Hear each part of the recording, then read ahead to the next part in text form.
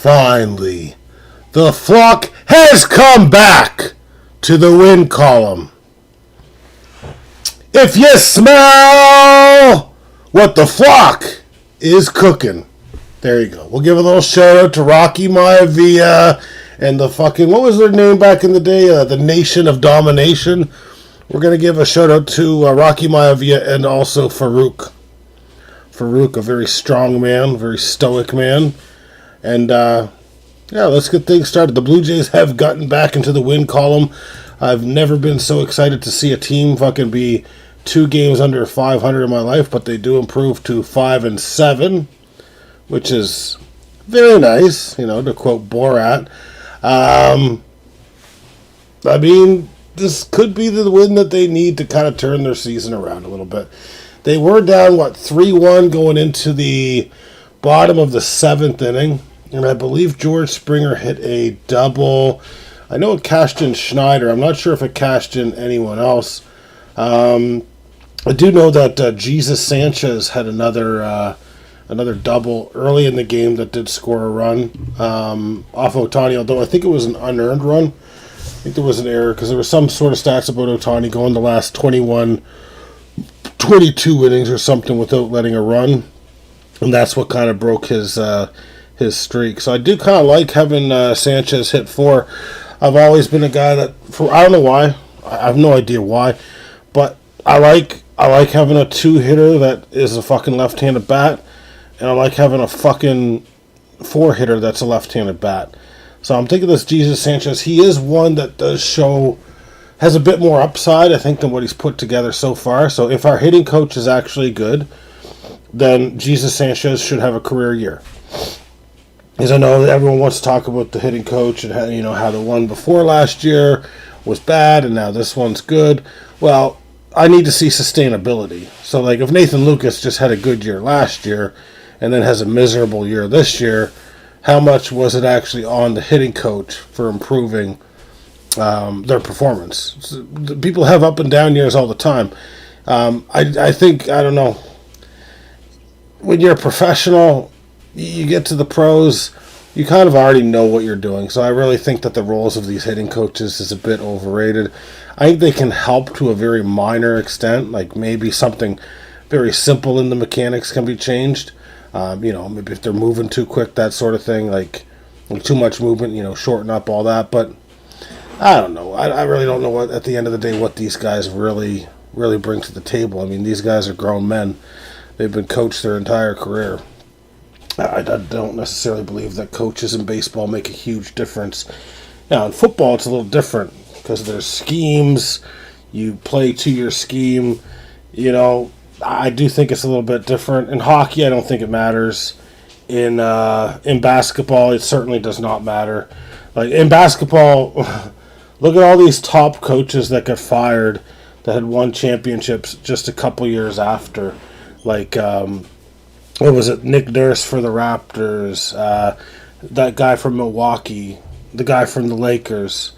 All these guys get fired a year or two removed from winning a championship. So even basketball GMs agree that the coaches aren't that important. So if the coaches aren't that important, why even fire them to begin with?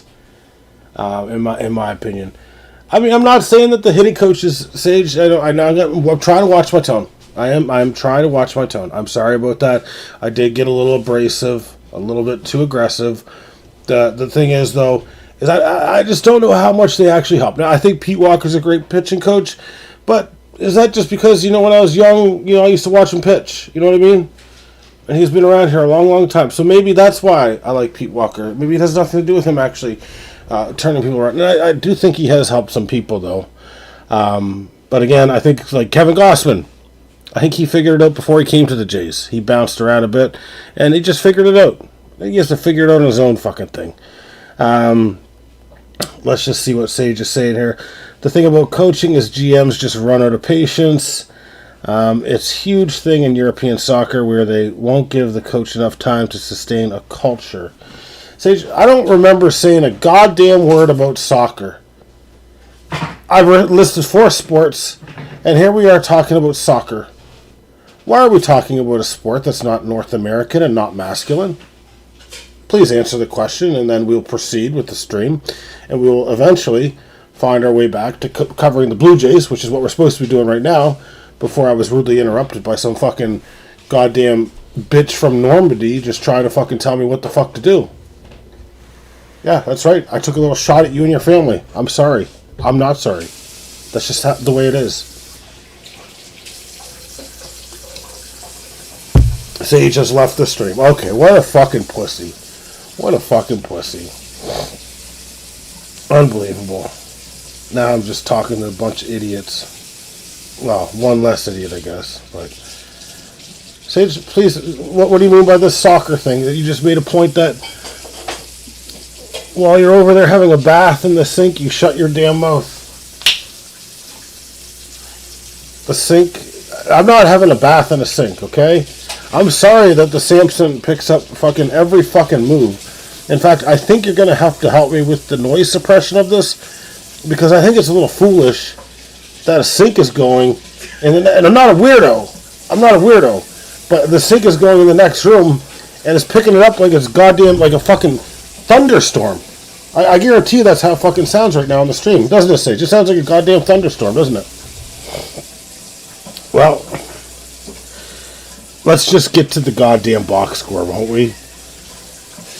George Springer, who has been playing absolutely terrible, 2 for 5 today with an RBI.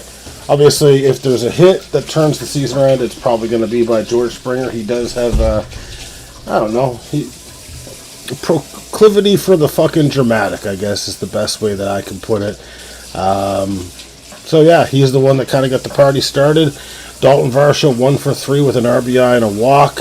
Also hitting like dog shit. Both those guys hitting $184. So terrible. Vlad Guerrero, 2 for 3 with a walk. No runs scored, no RBIs. Therefore, he is an unclutch player in my playbook. You got Jesus Sanchez. We already talked about him. 1 for 4 with the RBI double. Okamoto, 0 for 4. Rennie Clement, 0 for 4. Nathan Lucas, 0 for 4. David Schneider, 0 for 2 with 2 walks. So I'll take that. And he did score 2 runs off those walks. That's why walking's important. We got this idiot here, Andres Jimenez, 1 for 4. So staying relatively hot. Tyler Heineman, 1 for 3. And then you had, I think Miles Straw got on with an error because he has a run scored here. But he does not have a hit nor a walk. And Brandon Valenzuela was 0 for 1.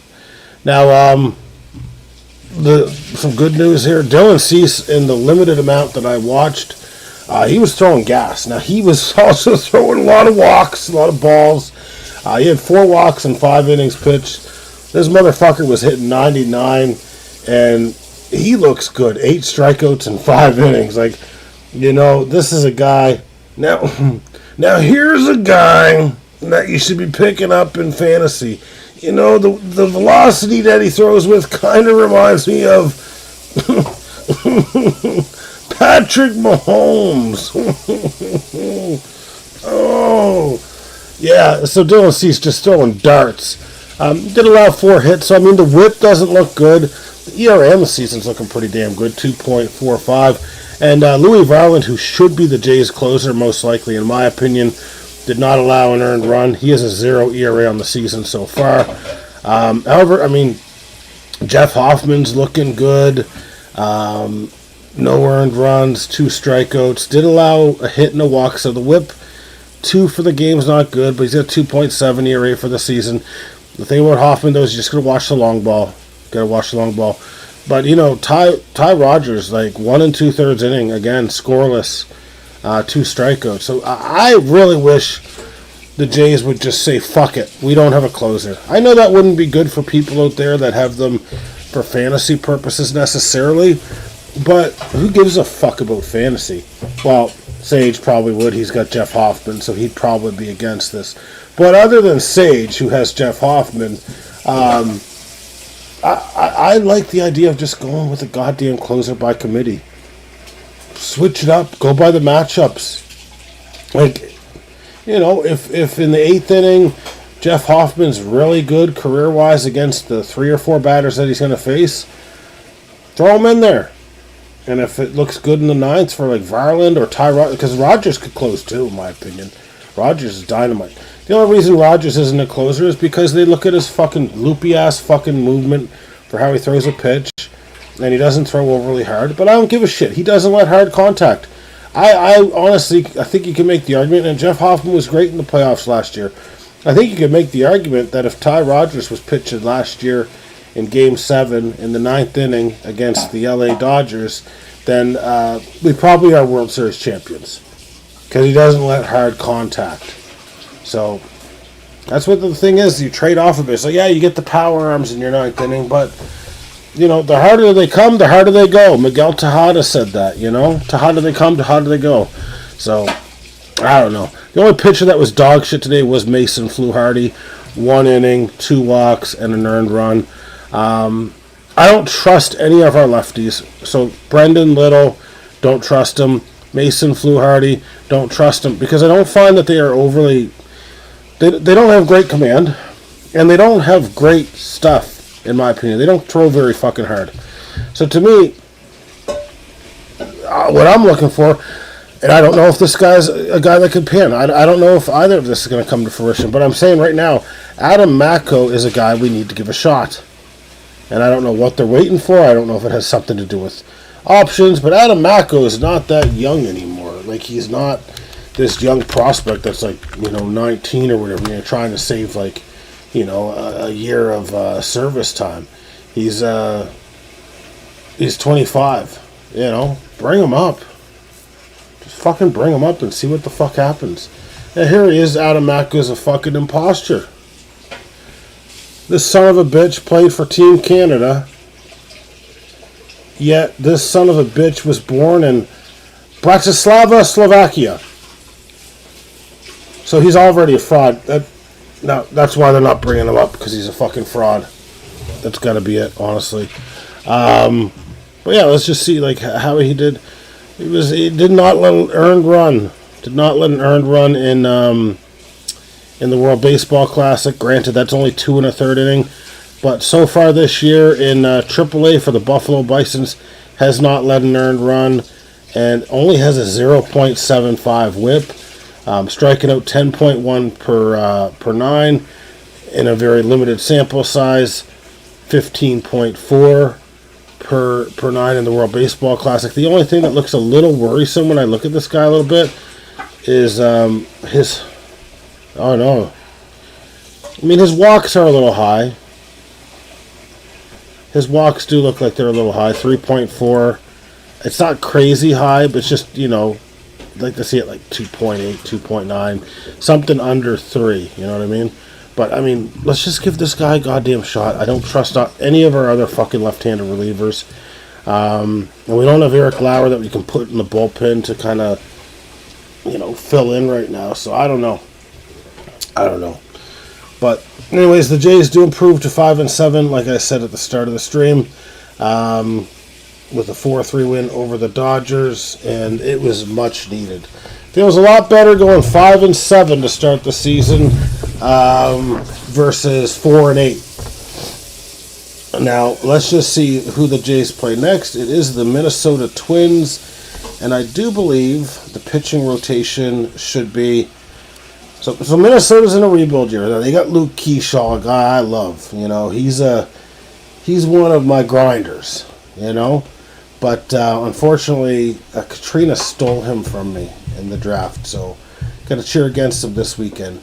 But on Friday, the Blue Jays will be playing...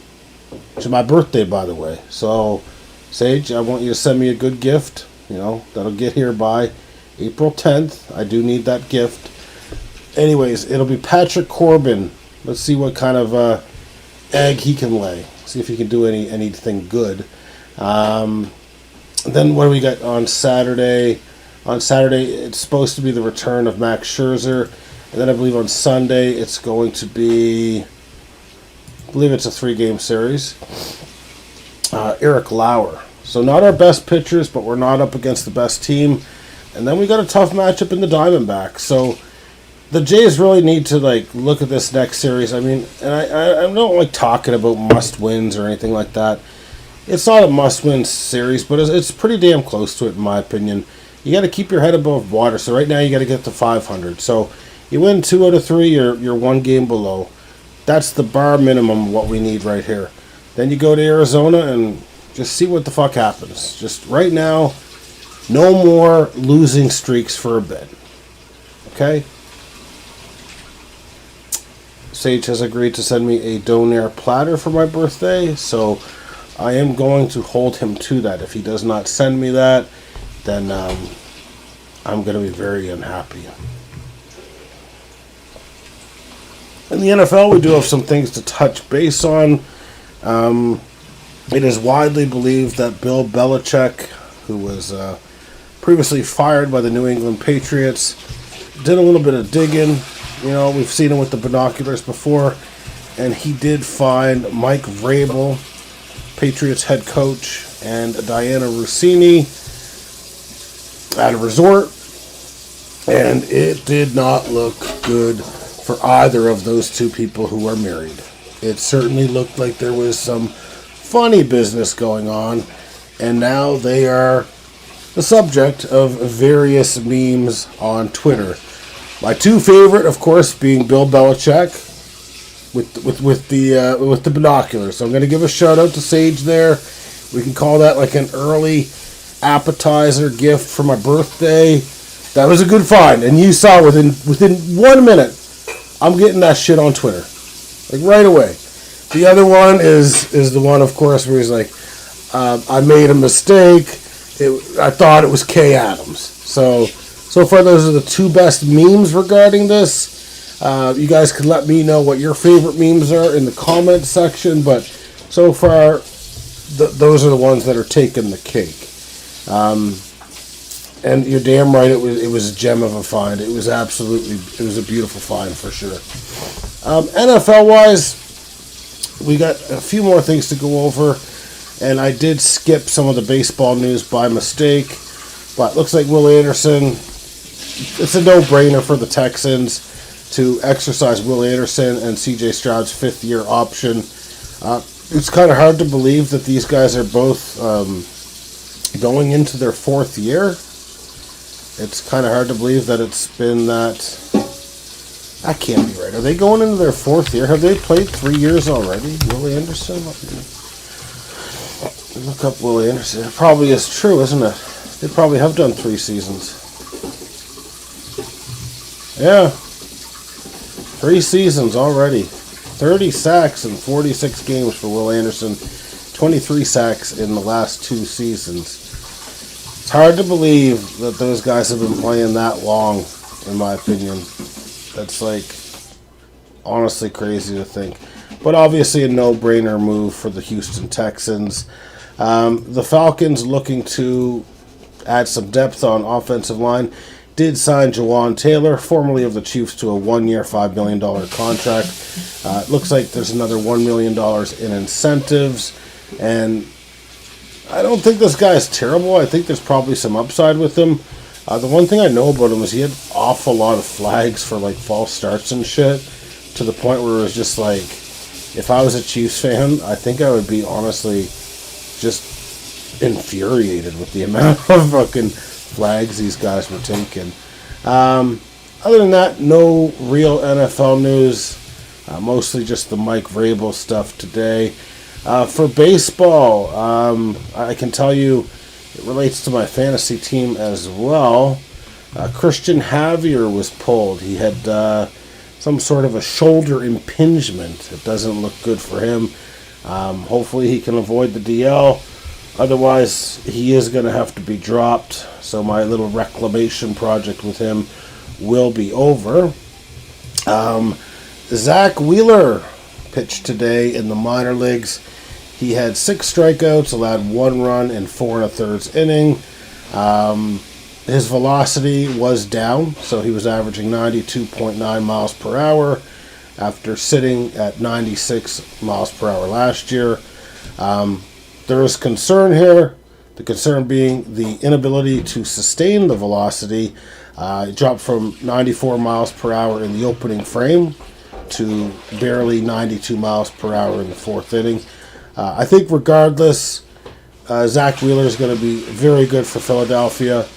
Maybe he's not the ace that he used to be, but I think he's still just building up his arm strength too, right? Like give him another 2 starts in the minors, and we'll see where he's at. Maybe he's conserving some of it too. He doesn't have to go out there and try to light up the radar gun. I mean, his command looked exceptional. 44 strikes out of 61 pitches. So for me, I'm treating Zach Wheeler like he's a fucking ace because he's been a stud his entire career. And even if he does throw 2 miles less than he did last year, he's still going to be a very effective pitcher. Like, he's not going to balloon. Like, if we take a quick look at Zach Wheeler and what he did last year, like, I mean, he's got a career 3.28 ERA. Okay, that's pretty damn good. Last year, he had a 2.71 ERA, and the year before, he had a 2.57 ERA. Okay, so even if he's not as effective, that ERA is not going north of 4, in my opinion. He's never had an ERA north of 4 in his entire career. The closest he ever come to that was in 2019 with the Mets when he had a 3.96 ERA. And I lied.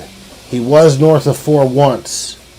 In 2017, he only pitched 2/3 of an inning. 2/3 of an inning and had a 5.21 ERA. So that sample size obviously isn't enough to say it was a full season. What's very interesting is you kind of look at Zach Wheeler, 2013, 2014. In 2015, he didn't play.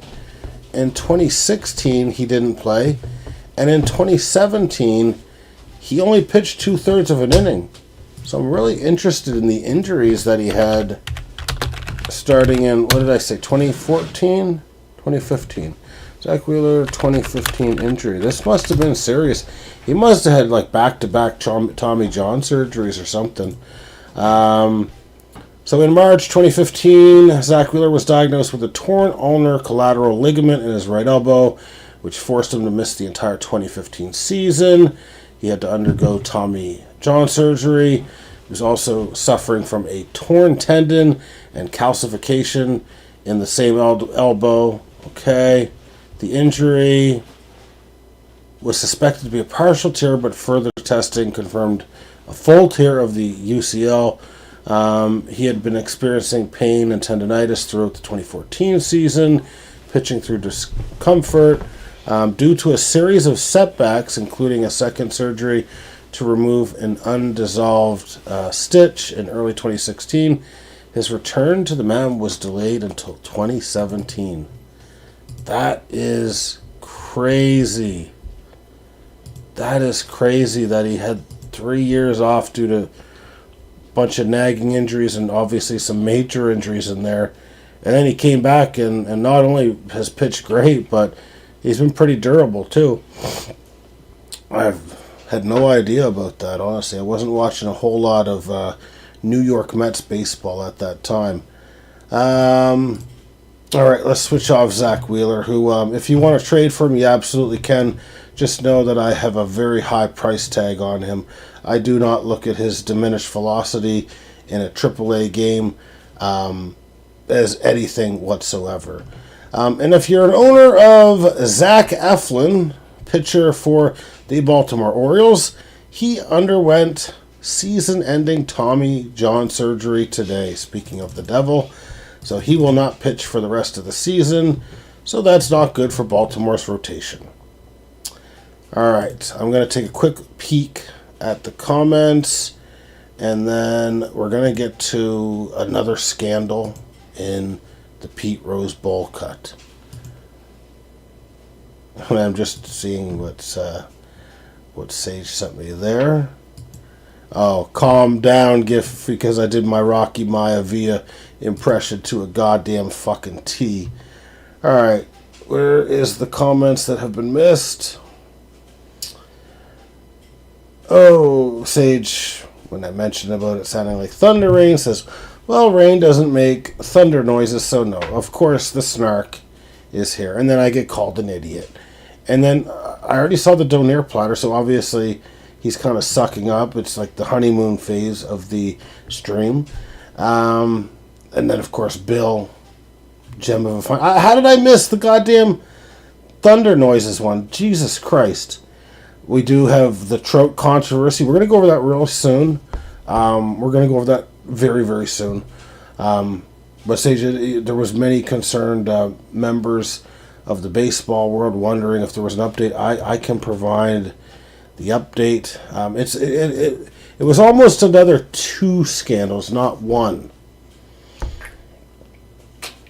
And then I ended up looking like an asshole to Nathan's girlfriend. So we'll delve into that very shortly.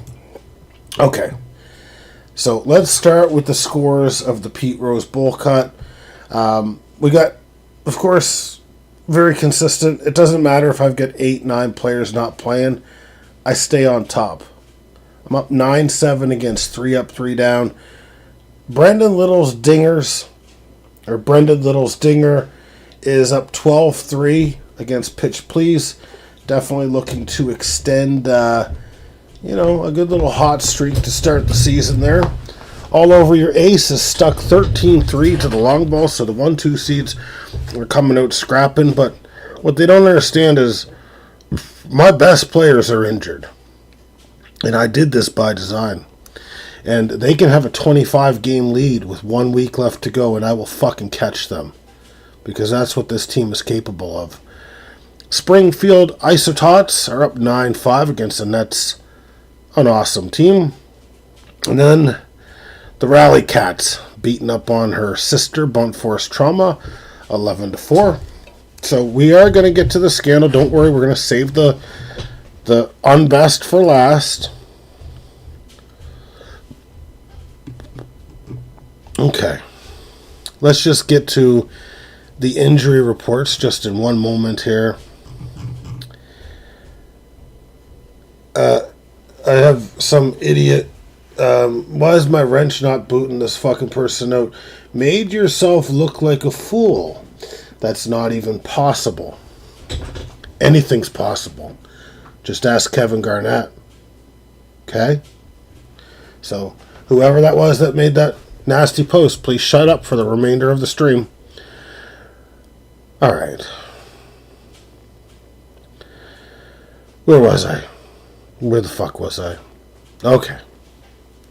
Jesus, fuck the injuries. Did we go over? Yeah, I think we went over Brandon Villanueva and Jared Koenig. So let's go and see. We've got a couple things here. Who dropped these? So the long balls dropped Griffin Jacks as well as Kevin Ginkle, both relievers, and added Tyler Alexander, reliever from the Texas Rangers, as well as Jacob Junis of the Texas Rangers. Looks like the long balls is unsure of which one of those guys is going to be the closer, so they handcuffed it.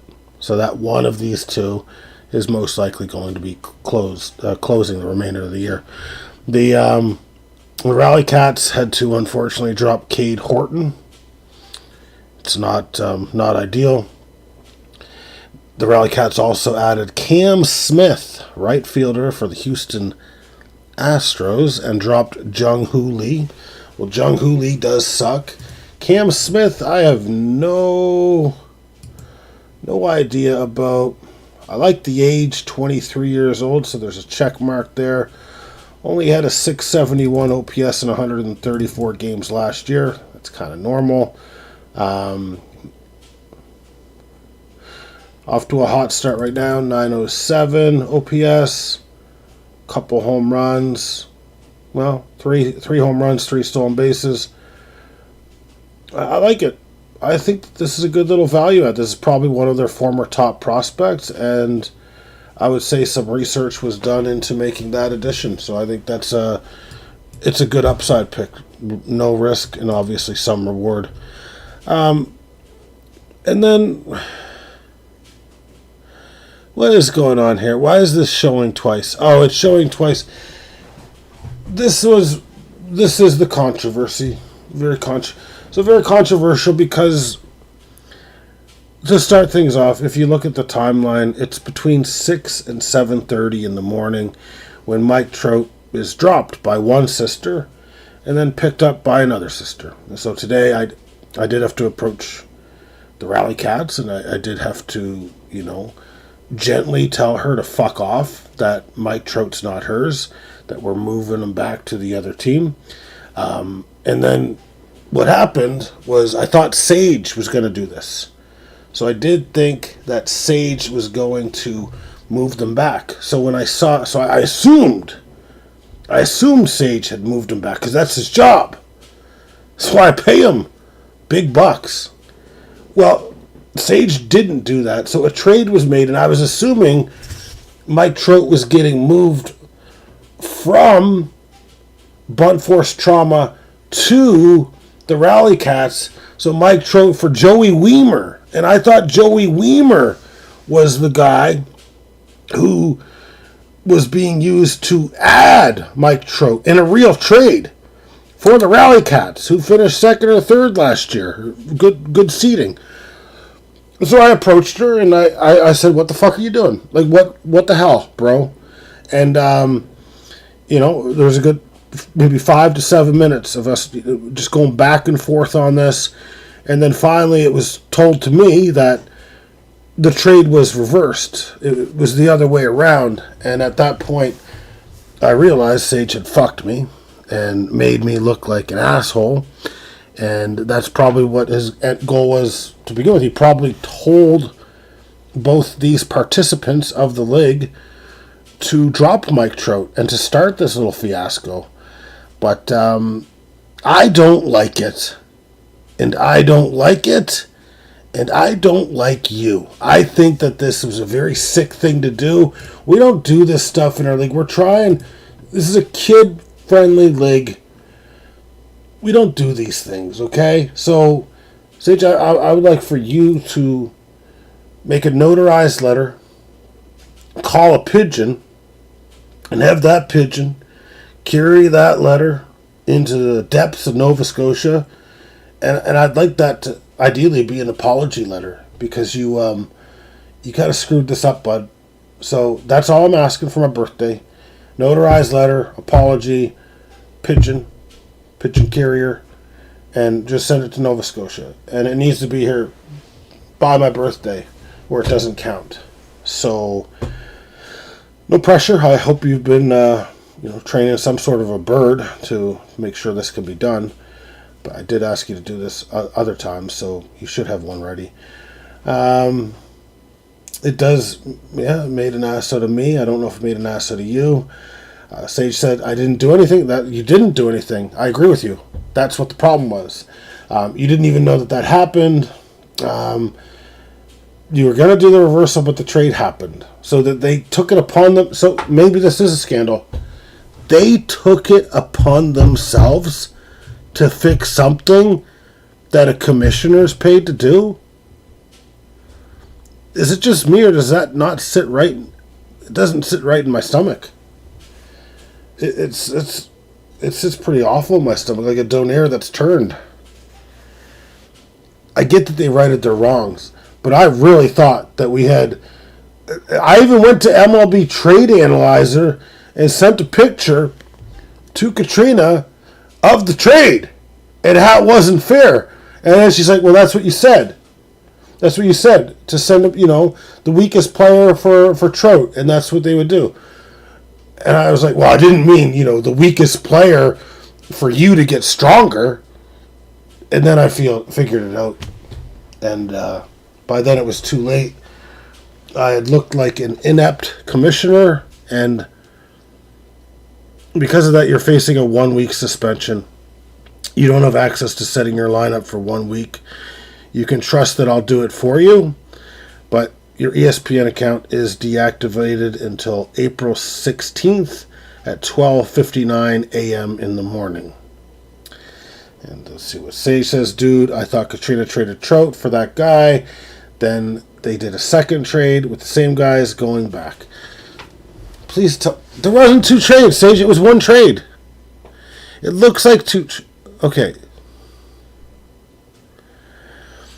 Bun Force Trauma traded Joey Weimer to the Rally Cats for Mike Trout.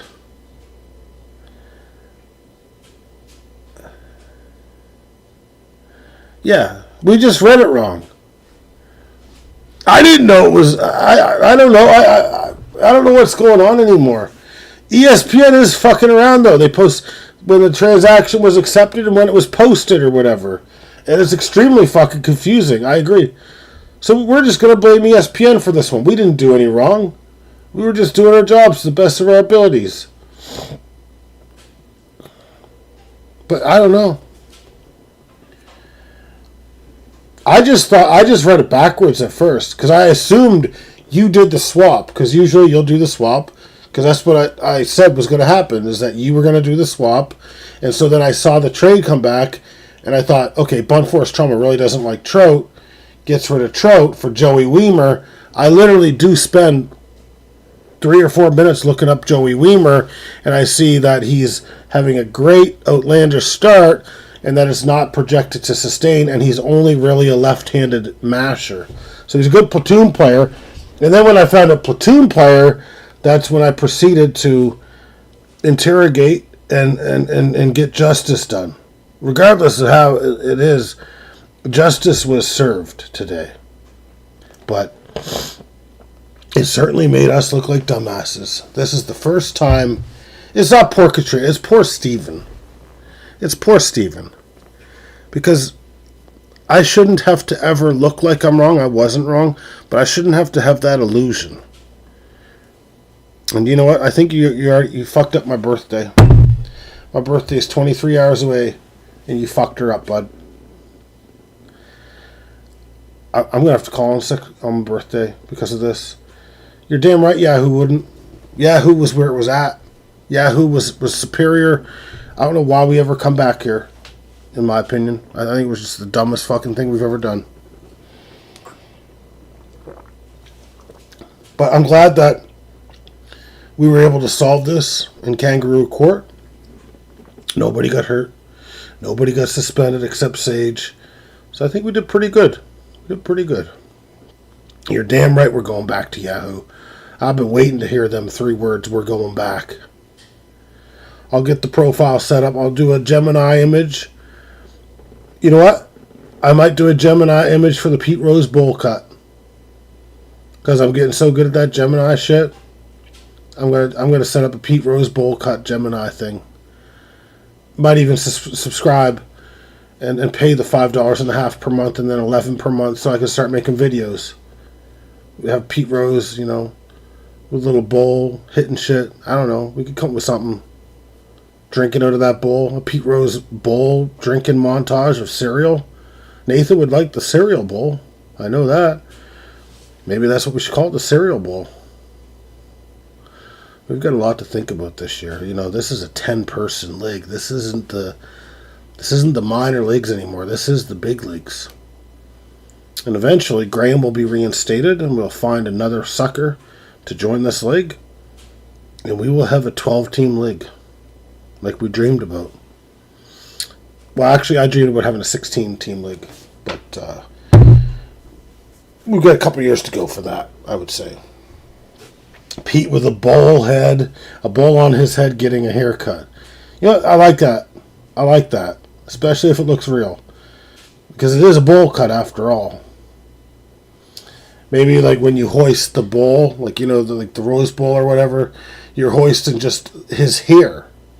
And that's the championship you have, is just a bowl full of hair. Something to think of too. We're going to need to make an actual trophy. Because that's the Pete Rose Bowl. We got some good ideas. Mark these down, Sage, because we're going to have to come back to them. But I should call it there. I got to take garbage out, all that stuff. Send it on Discord. Send it right on Discord.